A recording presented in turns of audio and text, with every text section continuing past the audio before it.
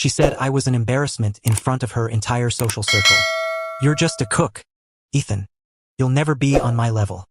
I stared at her, my jaw tight, paid for my own meal, and walked out of that pretentious restaurant without looking back. That night, she texted me apologies, but I was already done.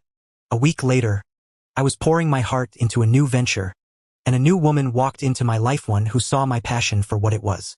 Hey, quick shout out to you, all 15% of you are subscribed, and it means everything. If you're new and vibing with these stories, hit that subscribe button and join the crew. We're pushing for 12,000. Alright, let's dive into this. It's a wild ride, but it's real, and it taught me more than I expected. Her name was Lauren, 26, a PR manager for some flashy agency downtown. I'm Ethan, 27, a chef who's been grinding in kitchens since I was 16. We'd been together for 9 months, living together in my condo for the last 4. I bought that place 2 years ago on a mortgage. All mine, thanks to years of hustling in high-end restaurants and a few smart investments. I'm not rich, but I clear $120,000 a year, enough to live comfortably in a decent part of Chicago. Lauren, though, always acted like my job was some kind of flaw. "You're always covered in flour or smelling like garlic," she'd say, half joking, half not. I'd laugh it off at first. I loved cooking, still do. It's art, it's chaos, it's feeding people's souls. But Lauren, she wanted a guy who looked good on her Instagram grid, someone to show off at her networking events. Things were fine early on. We met at a food festival where I was running a pop-up stall for my old restaurant. She was there with clients, all dolled up, sipping rose and snapping photos. She loved my food, said my braised short ribs were to die for. We hit it off, started dating, and for a while, it was good. She'd come to the restaurant after hours. I'd cook her something special, and we'd talk until 2 in the morning. But around month 5, things shifted.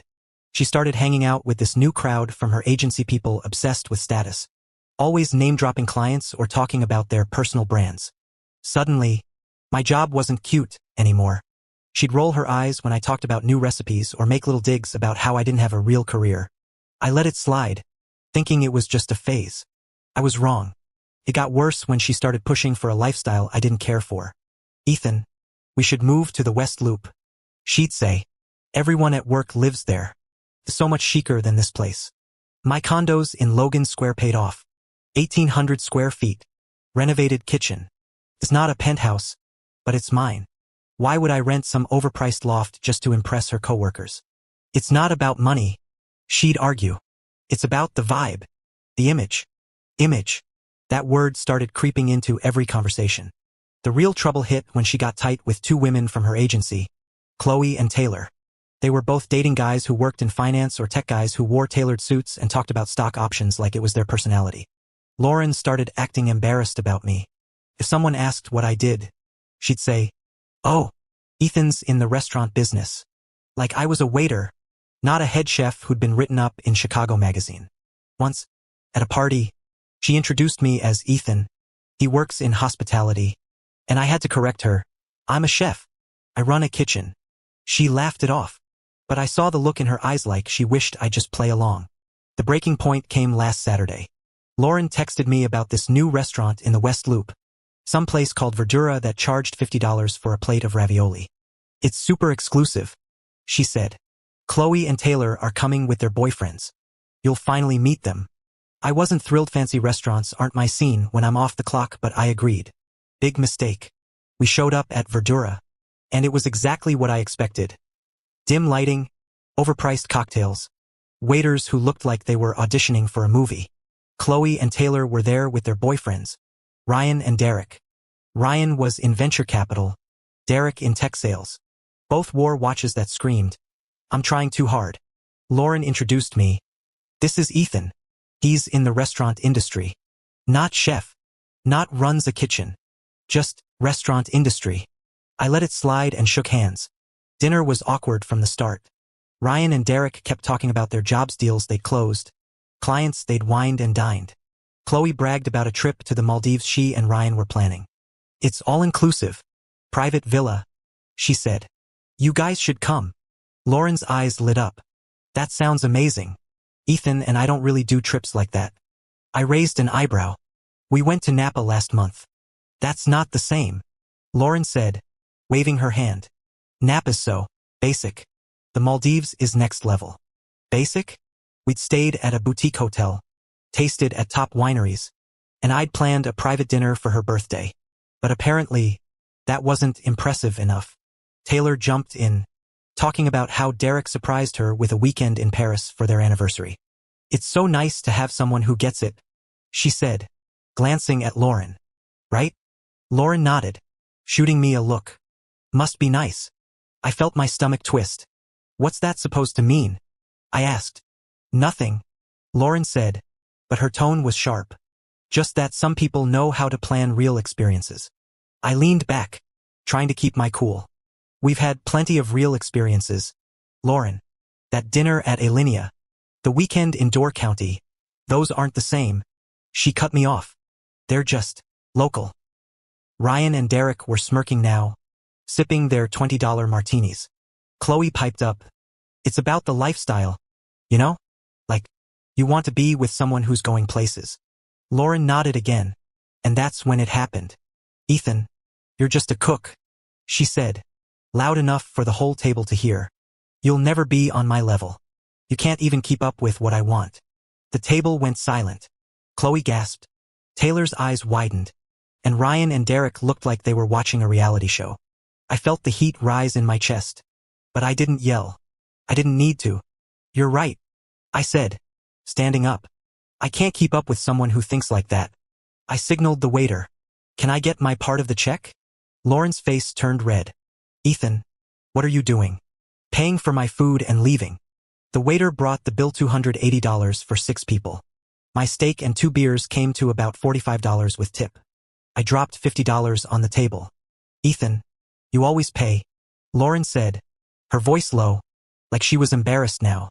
Not tonight, I said. You said I can't provide for you, so why should I? I looked at Ryan and Derek. Good luck splitting the rest. Then I walked out. The air outside felt cleaner than that restaurant ever could. I drove home, sat on my couch, and replayed the night. Lauren had been living in my condo, eating meals I cooked, enjoying a life I'd built, and she just called me just a cook in front of strangers. My phone started buzzing at 10 at night. Texts from Lauren. I'm sorry. I didn't mean it. Chloe had to cover my part of the bill. Can we talk? I didn't respond. She got home at midnight, knocking on my bedroom door, but I didn't open it.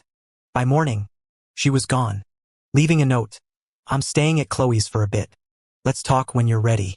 I wasn't ready, and I wasn't sure I ever would be. The next day, I was at the farmer's market, picking up ingredients for a new dish I was testing. That's when I ran into Mia, a friend from culinary school. We'd been tight back then, but life pulled us in different directions. She was 28, a food stylist now, working freelance for magazines and restaurants. Ethan, is that you? She called out, holding a basket of heirloom tomatoes. We talked for an hour, catching up over coffee at a nearby stall. She was warm, funny, and didn't care about image. You're still cooking? She asked. That's amazing. You were always so passionate. It was the first time in months someone had said that without a hint of judgment. We exchanged numbers, and by Monday, we were texting nonstop. Tuesday, I invited her to my condo for dinner. I cooked roasted duck with a cherry glaze, my specialty, and she was floored. Ethan, this is insane. You could open your own place. I laughed. Funny you say that. I've been thinking about it.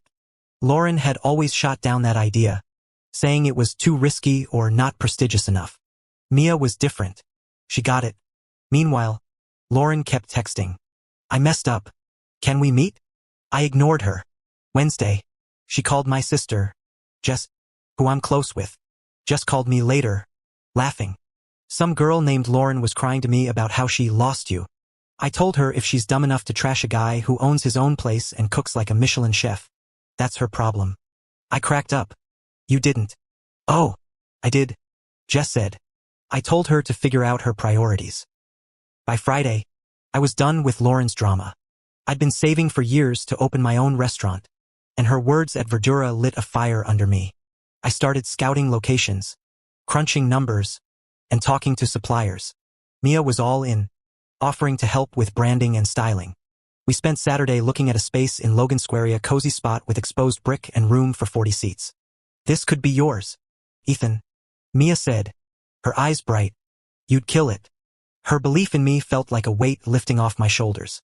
The following Friday, exactly 1 week after the Verdura disaster, I was at home working on a business plan when my doorbell rang. I thought it was Mia. She was coming over with takeout, but it was Lauren, standing there with a suitcase, tears streaming down her face. "Ethan, I'm so sorry," she said. "I was wrong. I want to fix this." I leaned against the doorframe. "Fix what, Lauren? You said what you meant." "No, I didn't," she insisted. I was caught up in the moment. Chloe and Taylor made me feel like I needed to be something I'm not. I shook my head. "You chose to say those things. You chose to be embarrassed by me." Before she could respond, Mia's car pulled into my driveway. She stepped out, holding bags of Thai food and a bottle of wine. Lauren's eyes widened. "Who's that?" "That's Mia," I said. "My girlfriend." Lauren's face crumpled. "Your girlfriend? It's been 1 week." Mia walked up, looking confused but calm. "Hey, Ethan," she said, kissing my cheek. "Everything okay?" "Yeah," I said. "Lauren was just leaving." Lauren's voice broke. "I'm not leaving. We live together, Ethan. You can't just replace me." "You moved out," I said. "You packed your stuff and left. That's your choice." Mia stepped forward, polite but firm. "Hi, I'm Mia. I don't think we've met." Lauren glared at her. "I'm Lauren, Ethan's girlfriend." "Ex-girlfriend," I corrected. "We're done, Lauren. You made that clear at Verdura." "I was wrong," she cried. "I respect you. I respect what you do." "You respect me now because you're scared of being alone," I said. "You didn't respect me when you called me just a cook in front of your friends." Mia's eyes narrowed. "You said that to him?" Lauren didn't answer, just sobbed. After a minute, she grabbed her suitcase and left, muttering something about how I'd regret this. Mia and I went inside, and I told her the whole story over pad thai. "She sounds like she cares more about her image than you," Mia said. "Who throws away a guy like you over something so shallow?" I shrugged. "Someone who doesn't get it." That was 2 months ago. Since then, I signed a lease on that Logan Square space. My restaurant, Ember, opened last week. We're booked solid for 3 months. Critics are raving, and Mia's styling made the place look like it belongs in a magazine. She's my biggest supporter, always hyping me up, telling everyone about her chef. Lauren? I heard through a mutual friend she's struggling to afford her new apartment in the West Loop. Turns out, Chloe and Taylor aren't as supportive as she thought. Ryan even told a buddy of mine he was impressed by my hustle that night at Verdura. "Didn't know chefs made that kind of money," he said. "Funny how that works." Opening Ember wasn't easy. 16-hour days, endless paperwork, and a few sleepless nights, but every time I walk into that kitchen, I feel alive. Mia's there most nights, helping with the front of house or just keeping me company. She gets what I do, respects the grind, and never makes me feel like I'm less than. Lauren wanted a guy who looked good on paper, someone to parade around for clout. She threw away a stable life for a fantasy that didn't even exist. Me? I'm building something real, with someone who sees me for who I am. Sometimes, the best way to move forward is to let people deal with the mess they made.